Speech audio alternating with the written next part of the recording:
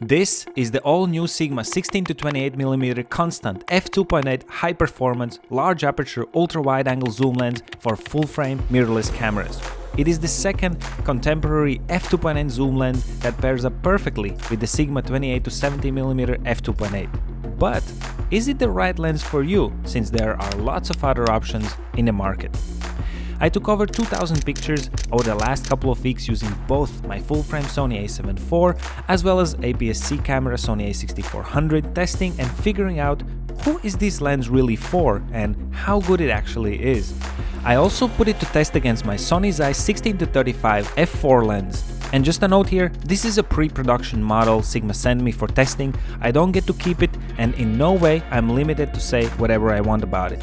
So in this video I'll be showing you tons of real-world photo and video examples, as well as talk about the user experience rather than digging through focus charts and stuff. So let's take a closer look at the lens itself, shall we?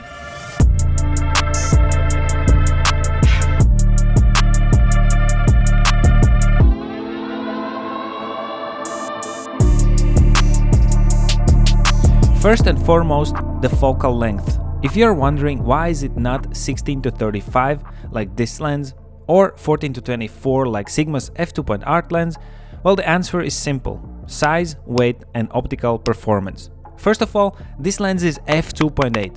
It is only 10 centimeters long and weighs only 450 grams, which is ridiculously compact for f2.8.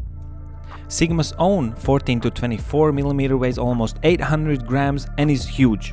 This lens is available in L mount and Sony's E mount and is designed to minimize flare and ghosting, which we will take a look into in the next section. The body is made of polycarbonate called TSC.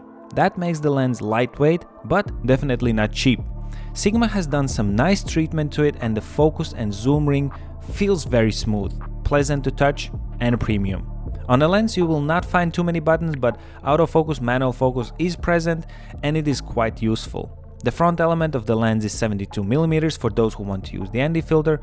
It also comes with the lens hood, and the lens mount incorporates rubber sealing to protect the mount from dust and water drops, although note that the lens itself is not completely weather sealed.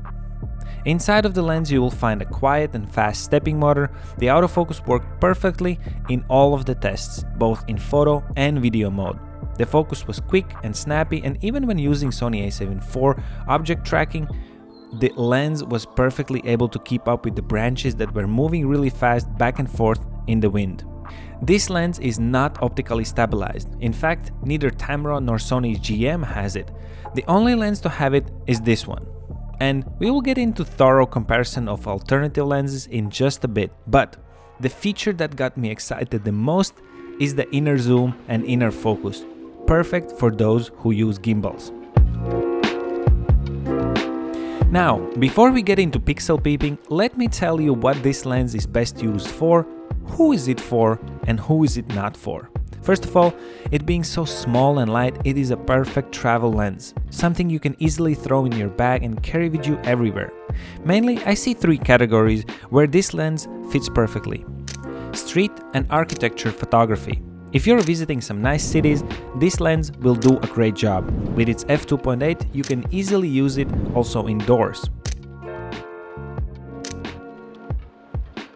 If you're a nature lover like me, then no landscape photographer can survive without the wide-angle lens. I have found out that I use this lens for landscapes the most. It just allows you to capture all the great outdoors in one shot, especially at the wide end. And lastly, videos. I know it doesn't have optical stabilization, but the IBIS on new cameras like a7 IV is insane. Remember that a7 IV also has an active stabilization, so you can get your footage super steady. Besides, the wider the lens, the less shake you're gonna see. So, what kind of videos can you make with it?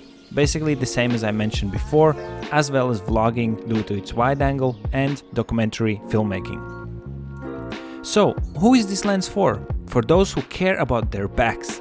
Seriously, if you travel a lot, if you hike far and long, and if you don't mind sacrificing a few millimeters at the far end to achieve the compactness and exceptional image quality, then this lens is definitely for you.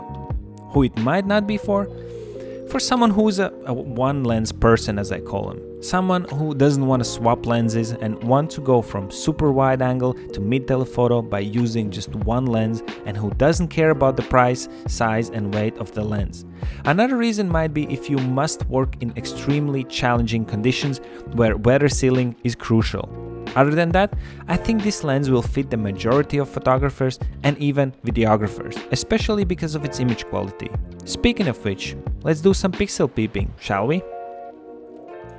So first of all, image quality is mind-blowing. Even shooting as wide as the lens goes to 16mm and at its widest aperture, which is the most challenging for the lens, it generates extremely sharp images all across the frame, in the center and in each and every corner.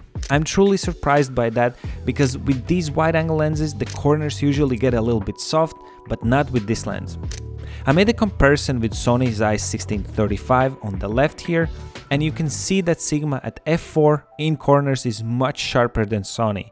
In fact, Sony Zeiss doesn't really catch up with the corner sharpness no matter the f-stop, and funny enough, Sigma at f2.8 in corners is even sharper than Sony's f4. Center for both lenses is super sharp at any f-stop, and none of them show any signs of chromatic aberration or fringing. However, things are not so much in favor for Sigma when it comes to the far end. Sony Zeiss in corners are now as sharp as Sigma at 28mm, although it's hard to tell the difference. What's interesting is that in the center of the image, Sony Zeiss is really crispy, where Sigma is just sharp. Please note that this is a screen recording that is actually upscaled, so in reality the pictures are much sharper than what you see in this compressed video on YouTube. All in all, I am absolutely blown away by the performance of this lens. I was shooting directly in the sun and was barely able to get any lens flare. The chromatic aberration is non-existent no matter how I try. The lens correction works perfect when applied in Lightroom, and there is zero evidence of vignetting at 16mm, and on top of that, I also tested this lens on Sony a6400 APS-C, and as you can see, it just performed perfectly across the whole range, and even when zooming in to 100%, the details are just perfect. Despite it being a wide-angle lens, the f2.8 still leaves plenty of room for bokeh, especially when shooting objects up close. The minimum focusing distance is 25 centimeters, and at that distance you can achieve that nice bokeh even when shooting at the lens's widest. The bokeh itself is pleasant and smooth, and it is also very easy to get a foreground bokeh that sometimes help us frame the shots better. For videos, absolutely no complaints. Again, sharpness top-notch, bokeh extremely pleasing, stabilization compensated by cameras, IBIS and wide angle, and if needed, throw on a warp stabilizer in Premiere Pro. As mentioned before, autofocus worked really well, so I don't see a reason why this lens could not be used also as a video lens. And last but not least, are there better alternatives in the market? I'm pretty sure there are some, but there are two questions to answer. First, what features does your wide-angle lens really need to have, and are you willing to pay for them? And second, are you willing to sacrifice the size, the weight, possibly the performance, and your budget for those features? Because it's not about buying the best and most expensive lens in the market, it's about buying the best one for you. So basically, I have picked out 5 most popular wide-angle lenses, and not to go over each and every one in detail, in order not to make this video terribly long, I will show the specs, pros and cons here on the screen. From the most expensive end, we have Sony 16-35mm f2.8 G Master.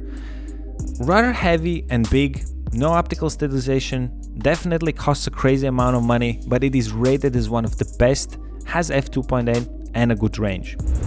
The all-new Sony PZ 16-35 is priced around $1,200, the smallest and lightest of all, with internal focus and power zoom, but rumors say its optical performance is below average and it's only f4. My beloved Sony Zeiss 16-35mm also is only f4, costs around $1,000, weighing more than half a kilo, rated pretty high in optical performance, is the only lens with OSS. Also with a great range. Sigma 16-28 lands itself rather on the affordable side, costing under $1,000, with excellent optical performance, size and weight, as well as having f2.8. It also features internal focus and zoom, but lacks OSS, weather sealing, and those few millimeters at the far end. And lastly, Tamron 17 to 28 millimeters. It's the cheapest of all, coming in around $900. It is a bit smaller and lighter than Sigma, also has f2.8, but loses a millimeter on the wide end. I did not include Sigma's own 14 to 24, f2.8 and Sony's 12 to 24 G Master, as they are a bit more on the wide end and big and chunky and just in a different category. So, seeing the competitors and the pictures this lens can generate, it really comes down to your preference mainly. If you want a super sharp, compact and well-priced f2.8 lens, then Sigma is your choice. If you don't care about the money, the size and weight, and just want the absolute best there is with a good range, then Sony's 16 to 35 G Master is the lens to get. Leave a comment down below on your thoughts about this lens, and if you want to be the first one to find out about new lenses and other cool stuff, make sure to subscribe and like the video, as it actually makes the difference for me. Tom Surix here, see you in the next video, and don't forget to keep on creating.